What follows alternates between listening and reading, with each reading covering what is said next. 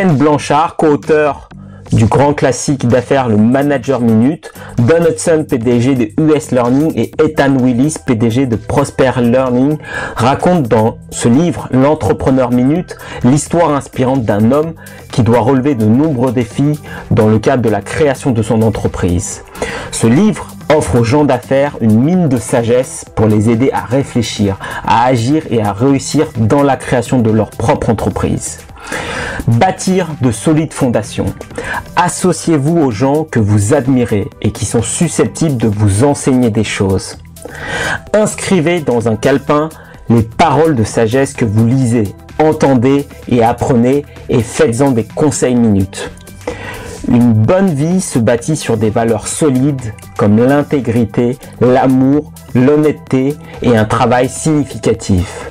Vous n'avez jamais à tricher pour gagner. Acquérir de la connaissance. Savoir ce qui est bien importe plus que savoir qui a raison. Si vous désirez sérieusement connaître la réussite, vous devez vous créer une bibliothèque composée de livres portant sur la débrouillardise et d'œuvres de géants. Vous pouvez obtenir tout ce que vous voulez de la vie si vous aidez suffisamment de gens à obtenir ce que eux veulent. Tout le monde se plaît à acheter des choses, mais déteste s'en faire vendre. Soyez à l'écoute, posez des questions, évaluez les besoins et développez des relations. Si vous en venez à exceller, les gens viendront presque enfoncer votre porte pour acheter chez vous. Si vous arrivez à vendre et à bien vendre, personne ne pourra jamais vous enlever votre grand avenir. La réussite ne peut s'obtenir que lorsque l'occasion et la préparation se rencontrent. Souvenez-vous-en et vous jouirez d'une vie marquée par de grandes réalisations. Nous nous fortifions tous dans le creuset de l'adversité. Les rejets périodiques font partie intégrante du processus de réussite. Vous aurez beau exceller, reste que vous ferez face à de nombreux échecs.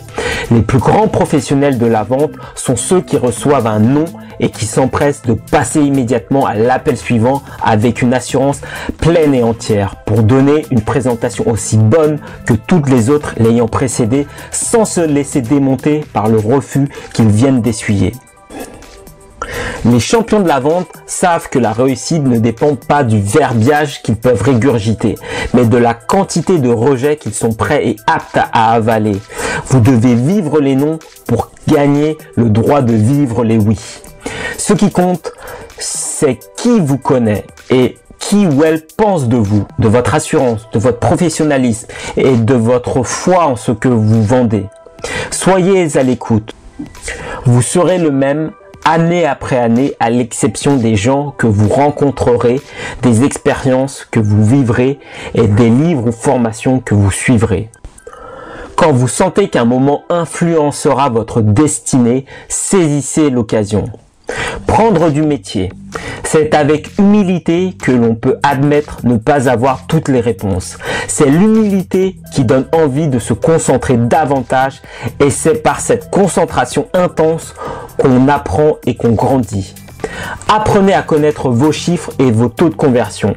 Si vous prenez soin de vos chiffres prendront soin de vous. Si vous pouvez le mesurer, vous pouvez le gérer. Devenir un homme d'affaires prospère est un voyage. Préparez-vous mentalement à chacune de vos rencontres avec un groupe de clients. Donnez le meilleur de vous-même chaque fois que vous êtes sur scène. Alors, agissez en tant que tel. Si vous investissez énergie, conviction dans votre présentation, votre message s'améliorera continuellement dans l'ensemble. Tout grand vendeur se donne corps et âme à chacun de ses efforts. L'humilité vous aidera à vous ouvrir à l'apprentissage et à la croissance dans votre domaine de compétences. Pour monter une affaire florissante, vous devez d'abord acquérir la maîtrise des rudiments du métier. Visualisez toujours à l'avance le résultat que vous souhaitez obtenir. Dans la vente et dans tout autre domaine, vous êtes continuellement sur scène, alors agissez en conséquence. Attrapez le virus de l'entrepreneuriat. Si vous tentez de devenir entrepreneur simplement pour gagner de l'argent et non pour apaiser le feu qui vous consume, vous échouerez. Si vous n'aimez pas ce que vous faites, vous ne consacrerez jamais le temps nécessaire pour vous hisser parmi les meilleurs. Vous devez trouver des gens qui sont prêts à vous rémunérer pour votre passion. Si personne n'est disposé à vous payer pour ce que vous exprimez, pour que vous exprimiez vos idées, vous n'aurez qu'un passe-temps et non une carrière. L'ambition est ce qui peut donner jour à des événements susceptibles de changer le cours d'une vie.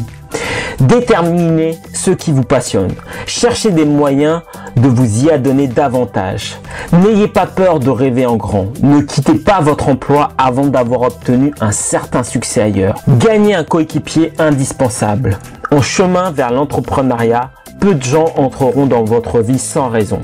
Lorsqu'il s'agit de trouver une ou un partenaire de vie, le caractère supplante la personnalité et l'apparence. Pour bâtir un mariage solide, surtout si vous êtes entrepreneur, veillez à passer du temps avec votre conjoint ou votre conjointe en dehors de la table et du lit. Vous et votre conjointe formez une équipe. Agissez en conséquence. Une porte s'ouvre. Trop de gens n'osent pas rêver en grand. N'oubliez pas que vous n'en accomplirez jamais plus que ce que vous croyez capable de faire. Alors créez-vous un grand rêve. Lorsque l'occasion se présente à vous, saisissez-la. Ne soyez pas un banquier pour vos clients. Il est primordial que vous exigiez le paiement de ce qui vous est dû dans les délais prescrits. Vos clients sont le sang de votre entreprise. Ce sont eux qui paient vos factures. Prenez soin de vos effectifs. C'est par eux que tout se réalise. Sans eux, vous n'avez pas d'entreprise. Démarrez l'entreprise. Prenez garde à votre ego. Si vous recevez trop d'ovations et que les gens sont toujours pendus à vos lèvres, vous risquez de vous mettre à enfler de la tête. Montrez-vous compétent mais humble également. Il se peut que vous ayez à faire le même exposé plusieurs fois, mais livrez-le chaque fois avec la même passion et le même enthousiasme que la première fois. Il se peut que vous maîtrisez bien votre sujet, mais que ce ne soit pas le cas de votre auditoire. Si vous ne touchez la vie que d'une seule personne, il se peut que cela explique votre présence sur les lieux. Les ventes doivent toujours excéder les dépenses. Quand il s'agit de gagner de l'argent, il faut tabler sur la passion. Votre revenu constitue vos ventes, moins vos dépenses. Si vous souhaitez rester en affaires, vous devez faire des profits au bout du compte. Ne craignez pas de solliciter des conseils quand votre entreprise passe au niveau suivant. Si vous ne vous concentrez que sur la gestion des coûts, votre entreprise ne grandira jamais. À moins que vous souhaitez faire tout le travail, vous devez réfléchir aux moyens de trouver de nouvelles sources de revenus. Une crise de croissance financière. Prenez soin de vos clients et prenez soin de vos effectifs. Les profits sont les applaudissements que l'on obtient pour avoir pris soin de ses clients et avoir su créer un milieu motivant pour ses employés. Le secret de votre réussite en tant qu'entrepreneur réside dans la production de revenus. Sans une saine gestion de votre trésorerie, vous ne réussirez jamais en tant qu'entrepreneur. Créez un service légendaire. Votre avantage concurrentiel ne réside pas dans de bons produits ou un bon service. Vous allez battre la concurrence par des moments de vérité. Qu'est-ce que c'est un moment de vérité? C'est un moment où un client vit une interaction susceptible de produire sur lui une impression avec quelqu'un de votre organisation. Ce sont ces petits moments de vérité qui bâtissent ou qui détruisent une relation avec un client.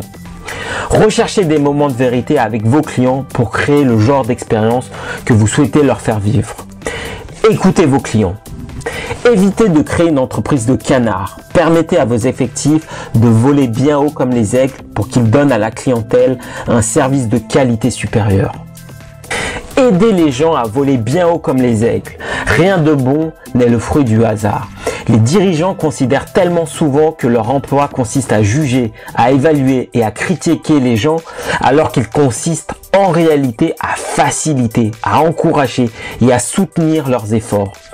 Les gens veulent aujourd'hui travailler en partenariat et non seulement une hiérarchie du sommet vers la base.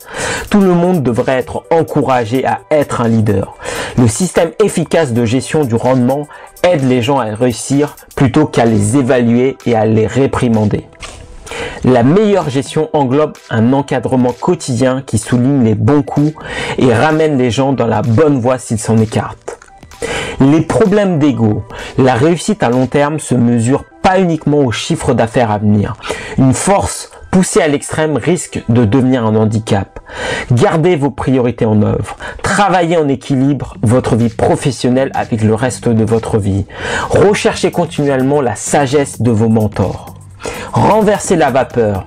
Il vaut mieux implanter avec patience une stratégie d'entreprise solide que d'enfoncer la croissance avec imprudence.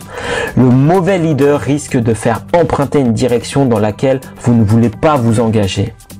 Le bon leader, lorsqu'il intervient au bon moment, peut contribuer à faire emprunter la bonne direction. Assemblez le puzzle. Pour vivre une vie heureuse et satisfaisante, soyez généreux de vos biens, de votre temps et de vos talents. Donner peut s'avérer beaucoup plus gratifiant que recevoir.